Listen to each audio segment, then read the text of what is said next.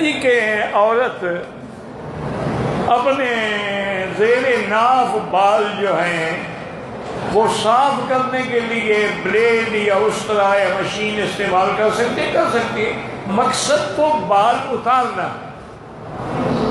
اب جو اس وقت دنیا میں شیمپو ہے یا ایسی، یہ حضور کے زمانے میں تھی، تو مقصد یہی ہے کہ بال اتارے۔ اصل تو فقہا نے یہ لکھا ہے کہ اگر عورت بچپن سے جب بال نکلنے شروع ہوں اس وقت سے ان کو کھینچنا شروع کر دینا، پھر نکلیں گے بھی نہیں اور تکلیف بھی نہیں ہوگی۔ جیسے دیکھیں نا لوگ اپنا اس سے نوچنے سے بال یہاں سے نوچتے ہیں تو ابتدا میں تکلیف ہوگی لیکن بعد میں کوئی تکلیف نہیں ہوگی۔ اصل تو وہ ہے صاف کرنے کا طریقہ، لیکن اب مقصد صاف کرنا، چاہے وہ کوئی لوشن استعمال کر لے، کوئی پاؤڈر استعمال کر لے یا بلیڈ استعمال کر لے، سب جائز۔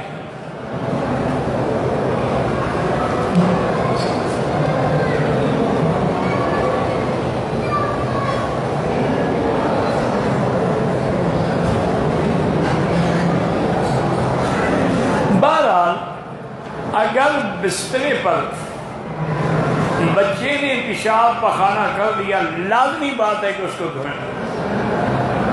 اگر وہ گدا بھی ہے تب بھی دھوئیں اور دھوپ میں ڈال دیں۔ اس لیے جس گھر میں بچے ہوں نا ان کے لیے خاص طور پہ اہتمام کیا جاتا ہے۔ آج کل پیمپرز مل جاتے ہیں، وہ بستر پہ بچھا دیں تو بستر خراب نہیں ہوگا۔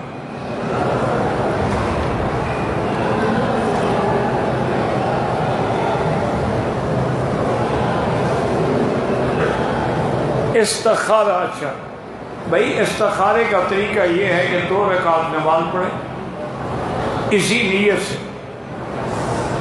نماز پڑھنے کے بعد درود شریف پڑھیں، اس کے بعد یہ دعا کریں اللہم انی استخیرک بعلمک واستقدرک بقدرتک واسألک من فضلک العظیم فإنک تقدر ولا اقدر فإنک تعلم ولا اعلم اللہم ان کنت تعلم ان ھذا الامر، یہاں اس کام کا نام لیں کہ میں نے مکان بنانا ہے، میں نے شادی کرنی ہے، میں نے یہ کرنا ہے۔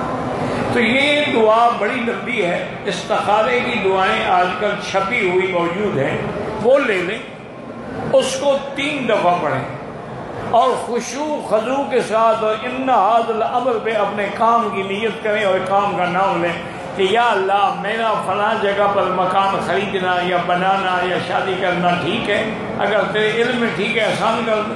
تو اصل طریقہ جو ہے استخارے کا یہی ہے۔ اور یہ بات بھی یاد رکھیں کہ یہاں عام رواج ہے کہ جی بزرگوں سے استخارہ کرو، اس کا ہمیں کوئی حدیث میں حکم نہیں ملتا۔ جس کا کام ہے وہ خود استخارہ، مرد ہے عورت ہے، لڑکا ہے لڑکی ہے۔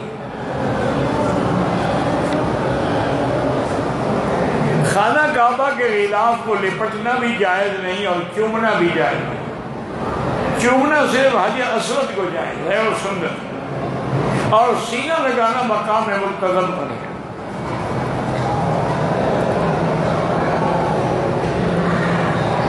احرام کی حالت میں بوسہ نہ دیں۔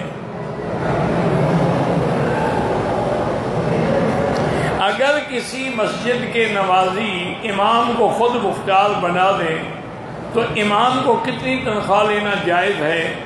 بالکل وہ بتا سکتا ہے کہ میں اتنی تنخواہ لوں گا، اتنا میرے اخراجات ہیں۔